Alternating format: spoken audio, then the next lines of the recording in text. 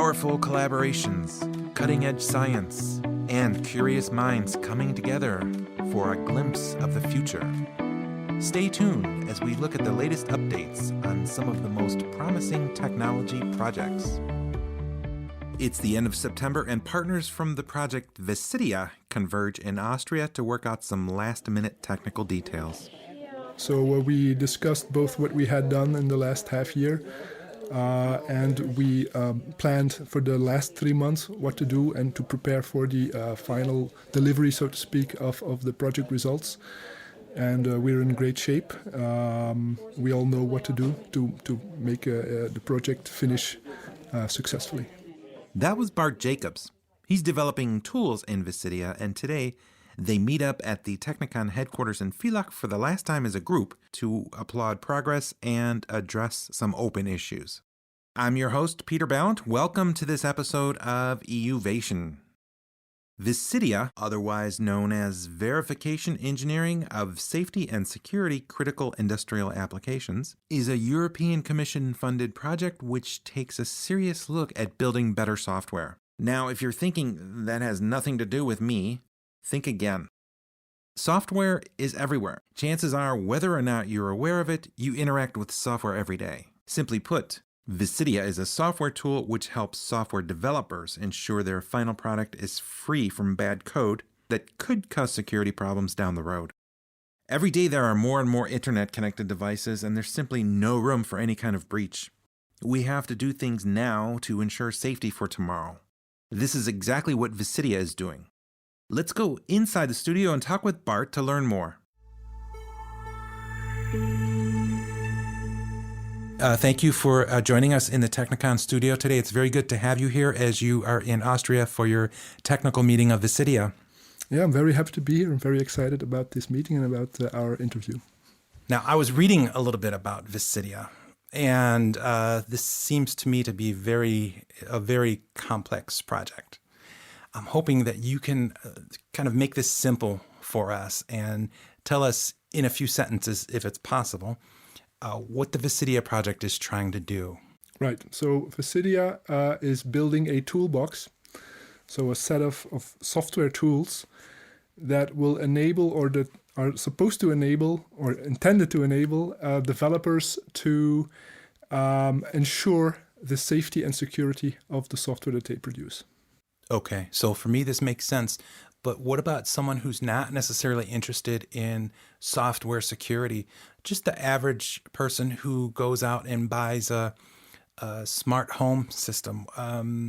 What benefit do they have? What benefit would they have as a result of VESSEDIA? The benefit is that their smart home system will not get hacked remotely, right, through the internet by criminals trying to either just perform vandalism or actually extract private information that they can use to steal your money, etc. So if my thinking is correct, these devices, they're all around us. They're smart devices all around us, and they affect everybody. So we could say by building better software, VESSEDIA is helping everybody. That's right, sure.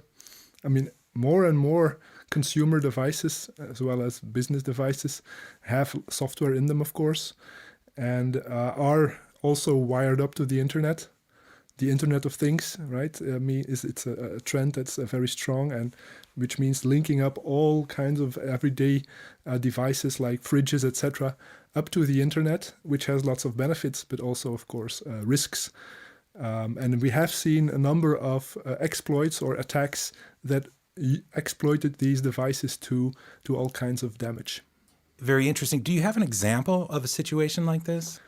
So there was a case of a smart aquarium being used to exfiltrate information from an office that had this aquarium in it, and some private stuff was being discussed in this office, and it was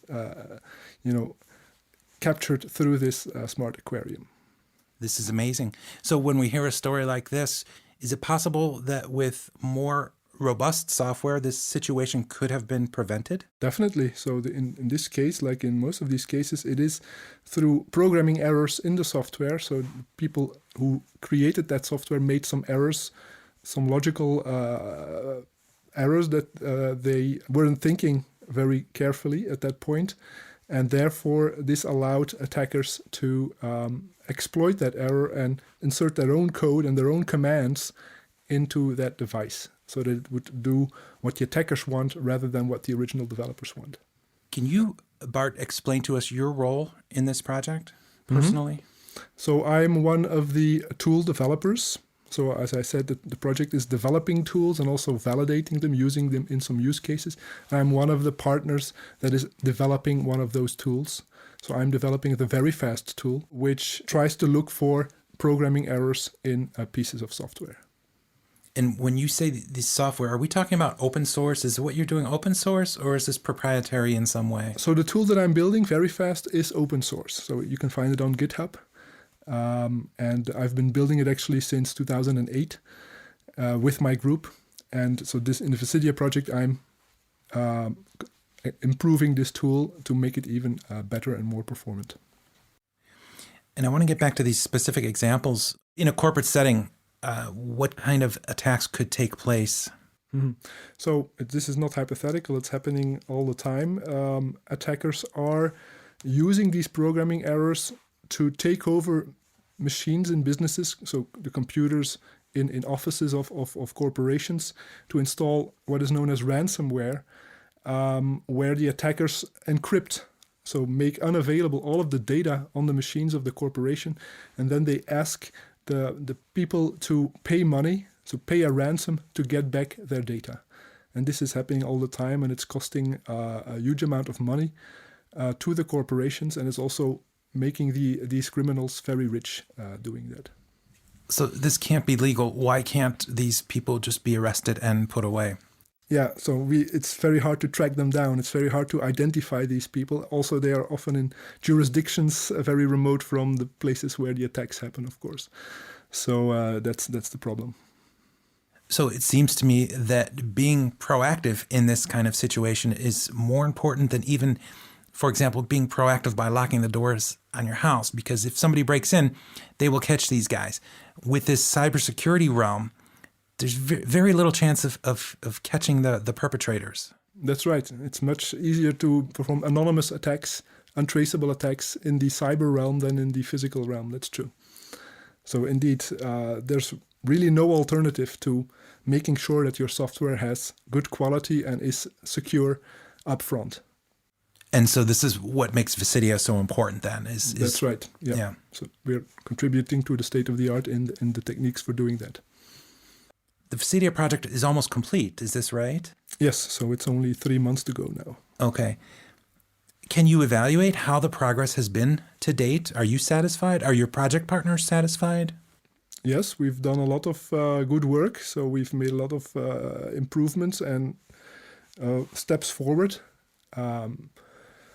We have done many different things. I can enumerate some. So myself, in my group, we have developed new techniques for ensuring that particular kinds of programming errors in so-called concurrent software where multiple things are happening at the same time, don't go wrong. So that you don't have deadlocks. So where pieces of software wait for each other all the time and no useful progress is done anymore. And this could lead to denial of service attacks. So by applying the techniques that I developed, denial of service attacks become harder to perform on this software. Did you encounter anything unexpected during the course of the VESSEDIA project? Well, of course, we shoot for the stars at the start of the project, and we always have to adjust our goals to the more realistic goals as we go along. But that's in a way expected. I don't think we really had any major issues during the project. That's good. Yeah. With many of the projects that we're involved with, we see some sort of demonstrator at the end or something tangible. At the end of VESSEDIA, will there be anything? Will this toolbox be ready? Will it be able to be distributed? Yes, so the answer is yes. We will be demonstrating during the review meeting some of the tools that we've been working on. So some of the tools, they already existed and we've improved them. Some of them are new. And so yes, we will have a lot to show at the end. And this being the case then, what happens to VESSEDIA after the project is over? Is there a chance for a similar follow-up project to take place? Definitely.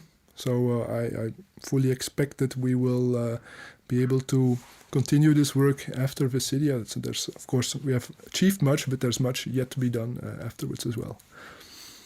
So if you look 5 years into the future, can you see a way that VESSEDIA perhaps has helped the software development community? Can you pinpoint what areas you have helped with? So one major achievement of VESSEDIA is that we now have much better support for verifying C++ programs. So that's one of the programming languages used very often in all kinds of devices. And we have made it much easier to apply verification to C++ programs. So I think, yes, indeed, thanks to VESSEDIA, many more devices will be able to be verified and checked for these programming errors in 5 years' time. And speaking of verified in Europe, this is a brand or a mark that is a result of the VESSEDIA project. Can you tell us a little bit about this? Yes, so that's something we're developing to make it easier for the end user, both as a consumer or as a business, to assess and be aware of the security problems or challenges in devices, and also the fact that certain vendors have indeed applied best practices to prevent security problems. So in this project we propose a label, as you said, that vendors can put on their devices to indicate that they have applied the VESSEDIA toolbox to ensure the safety and security of their products. And this also is something that is tangible that has come out of the project. Definitely, yeah. Yeah. Okay, and I'm curious, what is it like working in a project where your partners are scattered all over Europe? Because the beauty of this project is the diversity of the team, but you're in different locations. How does this work for you? Yeah, so we have lots of meetings, all in different locations. So that's fun by itself to visit all of these places and all of these institutions that are our partners. It worked fine. We have well-defined work packages assigned to each of us. So we can work to some extent independently. But as I said, we do meet a lot, and then we coordinate our activities. So it worked fine. Yeah, very interesting stuff, and I want to say thank you for taking the time to speak with us today. You were very busy with this technical meeting, so I appreciate you coming down to our studio to talk with us. And you only have a few months, so we wish you success in the upcoming time of the project and in future projects as well. Thank you very much. This podcast has been brought to you by Technicon. The VESSEDIA project has received funding from the European Union's Horizon 2020 Research and Innovation Program under Grant Agreement number 731453.